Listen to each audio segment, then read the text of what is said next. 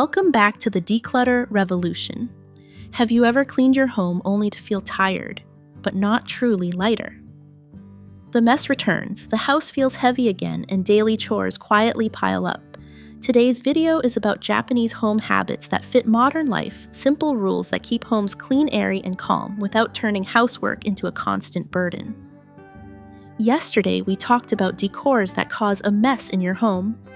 Many of you realized the issue wasn't dirt or laziness, but hidden overload. Today, we go deeper. These Japanese-inspired principles focus less on perfection and more on flow, balance, and ease. This isn't about extreme minimalism or strict discipline. It's about creating a home that supports you instead of demanding constant effort. If you're ready to make your home feel lighter, calmer, and easier to maintain, stay with me.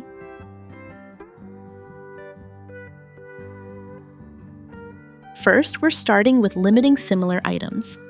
A gentle reminder to notice how identical objects quietly multiply and how setting soft limits can instantly make daily life feel lighter. Identical items slowly multiply without being noticed. Cups collect from gifts and events. Containers arrive with every takeout meal. Bottles of cleaning products promise slightly different results but end up doing the same job. Individually, none of them seem excessive. Together, they crowd shelves, overflow cabinets, and make simple tasks feel heavier than they need to be. I used to think organization meant finding better ways to store everything. What actually helped was realizing that storage has limits, but habits don't. When the number of similar items exceeds daily, needs no system truly works. Drawers become hard to open, cupboards feel chaotic, and choosing one simple item takes longer than it should. The shift came when I stopped thinking in terms of getting rid of things and started thinking in terms of setting gentle limits. Not everything needs to go, just not everything needs to stay. For example, most people naturally reach for the same 1 or 2 cups every day, even if 10 are available. The rest quietly sit unused. The same happens with food containers or plastic bags that pile up faster than they're ever used. What helped most was grouping similar items together and seeing them all at once. When cups, containers, or bottles are scattered across different cabinets, it's easy to underestimate how many there are. Once gathered in one place, the excess becomes obvious without guilt or pressure. A practical guideline is to keep only what can realistically be used within 1 or 2 weeks. This keeps cupboards breathable and routines simple. The result isn't emptiness, but ease opening a cabinet and finding exactly what's needed without sorting or second-guessing. Over time, limiting duplicates taught me that order isn't about strict control. It's about creating space for daily life to move smoothly and calmly. And if this idea of gentle limits speaks to you, tomorrow's video will feel like a natural next step. I'll be sharing practical everyday habits inspired by Dutch living that make life lighter and simpler. Don't miss it because it's surprisingly useful. Once I began limiting duplicates, something unexpected happened. Space started to appear. And that empty space, rather than feeling lacking, changed the entire atmosphere of my home.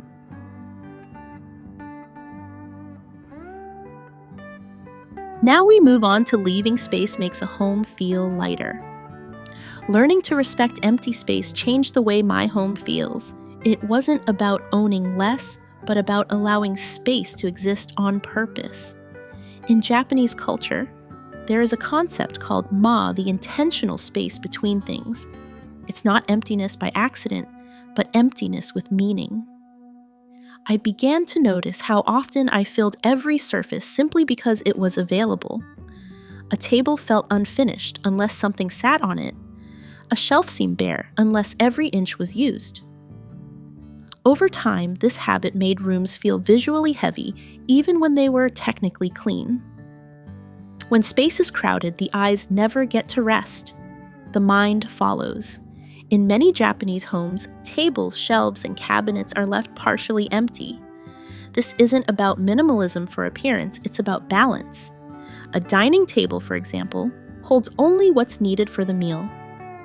Once the meal ends, the surface returns to being clear. Decorative shelves might display just one or two meaningful objects instead of every item that could fit. Even corners of a room are sometimes left open, allowing the space itself to be part of the design. What surprised me most was how practical this approach is. Empty space makes cleaning faster and easier. There's less to move, less to wipe around, and fewer forgotten corners collecting dust. Movement also becomes more natural. Walking through a room without navigating around objects feels quietly freeing even if you don't consciously notice it at first. More than that empty space creates a sense of lightness. It's similar to a good conversation, one where pauses exist, allowing words to settle and meaning to be absorbed. Without those pauses, everything feels rushed and overwhelming. In the same way, a home without visual pauses can feel tiring no matter how beautiful the objects are. A simple way to practice Emma is to choose one surface, perhaps a table, a shelf, or the top of a cabinet, and intentionally keep only 50 to 70% of what's currently there. The remaining space isn't wasted. It becomes breathing room for both the home and the people living in it. When space is no longer overcrowded, it becomes easier to sense when a home needs to shift. That awareness naturally leads to living in rhythm with time.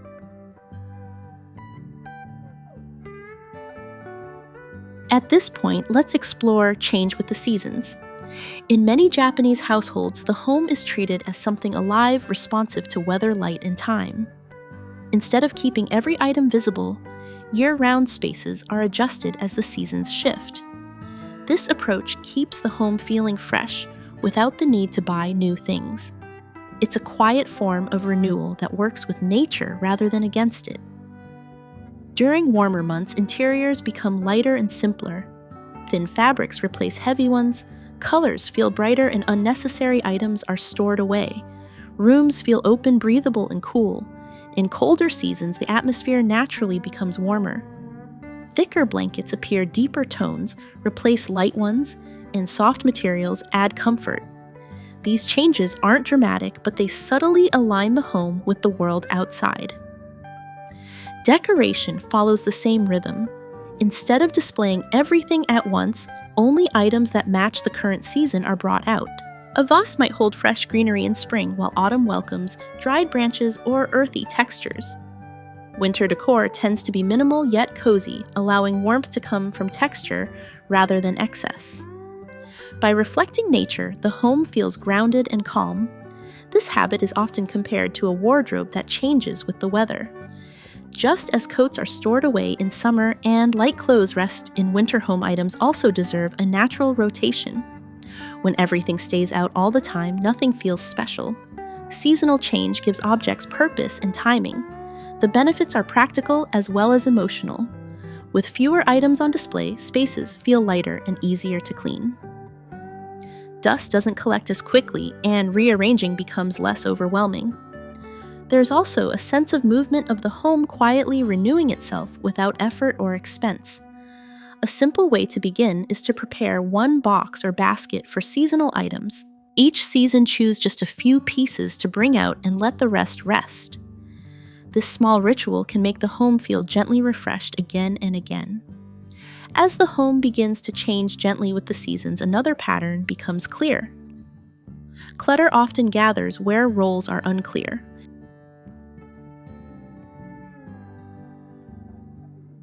Next, we come to one surface, one purpose.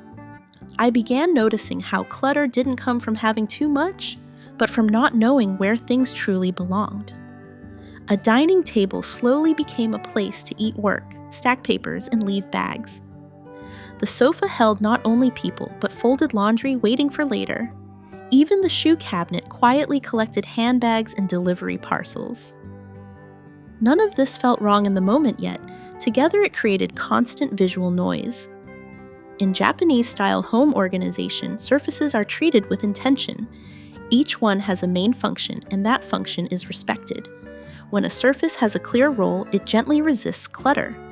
A dining table, for example, is meant for meals.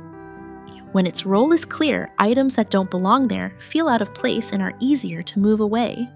The same goes for a sofa that exists purely for resting, or a shoe rack that holds only shoes. When functions become blurred, objects pile up because there's no internal boundary telling them to stop. A surface without a purpose invites everything to land on it. Over time, this creates areas that constantly need cleaning even if the rest of the room is tidy. The solution isn't strict rules or constant effort, it's clarity. Deciding in advance what each surface is for reduces decision-making throughout the day. When you know what belongs where, tidying becomes almost automatic. Items are returned to their proper place because the space itself communicates its purpose. The result is a home that feels calmer without requiring more cleaning. Surfaces stay clearer, rooms feel more open, and everyday movement becomes smoother. Instead of endlessly rearranging items, the home quietly supports order on its own. Giving each surface one job is a small decision, but it creates lasting ease in daily living. Even with clear surfaces, there are still certain places that seem to attract mess again and again.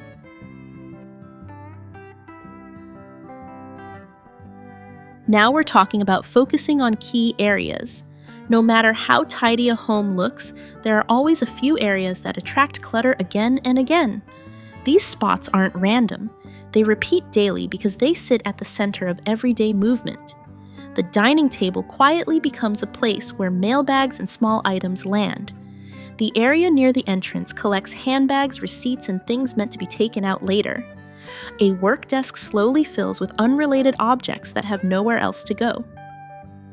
Even after a full cleaning, these areas return to disorder first. For a long time, I believed that keeping a home tidy meant cleaning everything at once. That approach was exhausting and rarely lasted. Japanese home habits take a more realistic view. Instead of spreading energy thin across the entire space, attention is focused on the few key zones that influence the whole house. When these hot spots are kept clear, the rest of the home naturally feels calmer. A clean dining table makes the room feel organized even if other areas are untouched. An orderly entrance sets the tone for the entire house. These small successes create a sense of control without demanding hours of work. The key is consistency, not intensity. Spending just 5 to 10 minutes a day on these areas prevents clutter from growing. It's easier to reset a small surface than to recover from a full buildup. Over time, this habit reduces the need for major cleaning sessions altogether. A simple way to begin is to identify 2 or 3 hot spots in your home. Notice where clutter appears first and most often. Then, give those areas a brief daily reset. This focused care respects real life and changing routines. Rather than chasing perfection, it supports a home that stays balanced, lived in, and quietly orderly. Focusing on key areas made one thing obvious: objects only linger when they don't know where to return.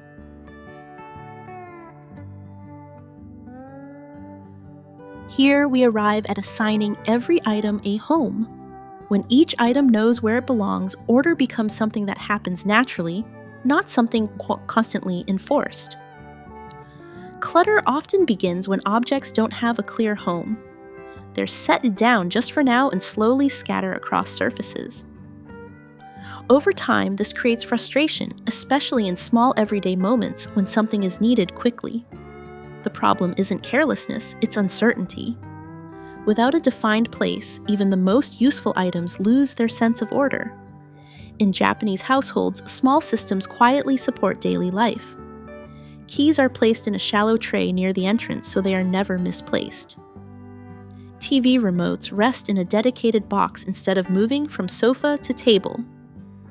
Papers that arrive during the day are gathered into one drawer or folder, preventing them from spreading across desks and counters. These details may seem minor, but together they create a sense of calm reliability. This principle isn't about strict control or perfection. It's about making daily routines smoother. Knowing exactly where something is reduces unnecessary stress and saves time. When an item is easy to find and easy to return, the habit sustains itself. The home begins to feel supportive, almost cooperative. The key idea is accessibility. Objects used most often should have the easiest, most obvious places. Items near the entrance hold daily essentials like keys and bags. In the kitchen, frequently used tools stay within reach while less used items are stored higher or deeper. In work areas, only necessary tools remain visible, allowing focus without distraction. A gentle way to begin is by starting small. Choose items used every day and decide on one fixed place for each. The location doesn't need to be perfect or decorative, it just needs to be consistent. One item, one place. Over time, this quiet order spreads, turning the home into a space that feels dependable, calm, and easy to live in. Once every item has a place, cleaning stops feeling overwhelming. It naturally becomes part of daily life.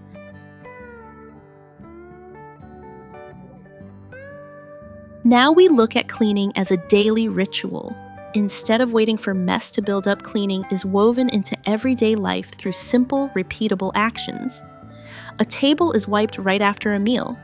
Dishes are washed once eating is done, not left for later. Chairs are pushed and cushions straightened and surfaces lightly reset before leaving a room. Each action takes only a few minutes, yet together they prevent clutter from ever taking root. What makes this habit powerful is its consistency. When cleaning becomes part of normal routines, it stops feeling like extra work. There's no dramatic cleaning day, no overwhelming mess to face.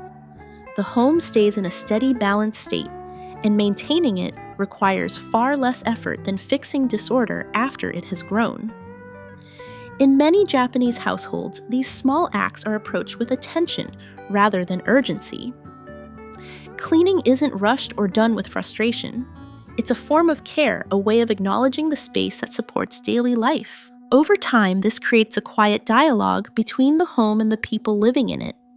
The core idea is maintenance, not repair. Just as plants are watered regularly to stay healthy, a home needs small, frequent care to remain calm and functional. Waiting until something looks bad enough often means more time, energy, and stress later. A practical way to adopt this habit is to attach cleaning to routines that already exist.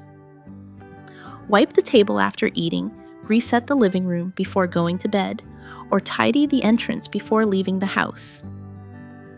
By linking cleaning to familiar moments, it becomes automatic rather than forced. Through these daily rituals, the home stays clear, welcoming, and quietly cared for. Cleaning stops being a burden and becomes a gentle rhythm, one that supports both the space and the people who live in it.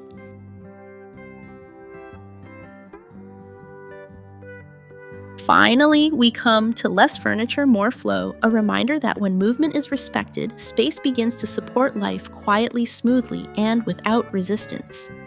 Furniture is meant to support daily living, not dominate it. In many Japanese interiors, space is treated as something active. Rooms are arranged so movement feels natural and uninterrupted. Instead of filling every corner, furniture is selected carefully with attention to size, purpose, and flexibility. A home doesn't need many pieces, it needs the right ones. Practical choices make a big difference. Folding tables and stackable chairs can be stored away when not in use. Multi-purpose furniture replaces single-use pieces that take up space.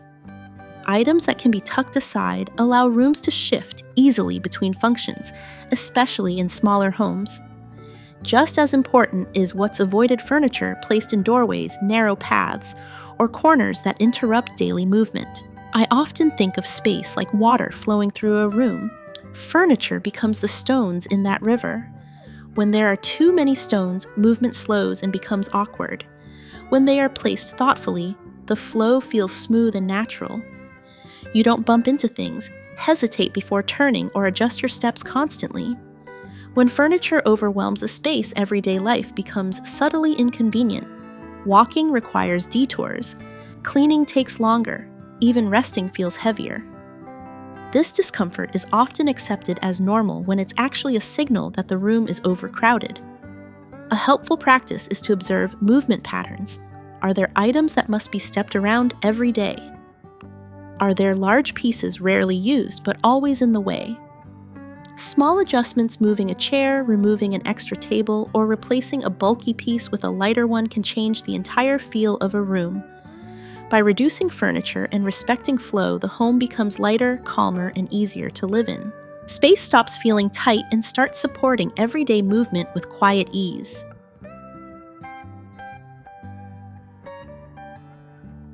If you feel overwhelmed by clutter or constant tidying, I encourage you to start practicing just one or two of the ideas shared today.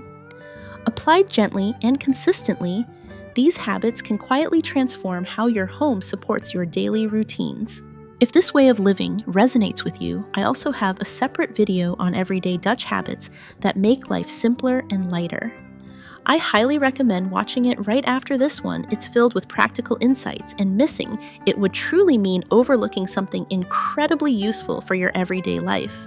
And finally, if you found this video helpful, please like, share, and subscribe, because you deserve a living space that feels calmer and easier to breathe in every single day. Share these ideas with your friends and family too. Everyone can benefit from thoughtful, balanced ways of caring for their home.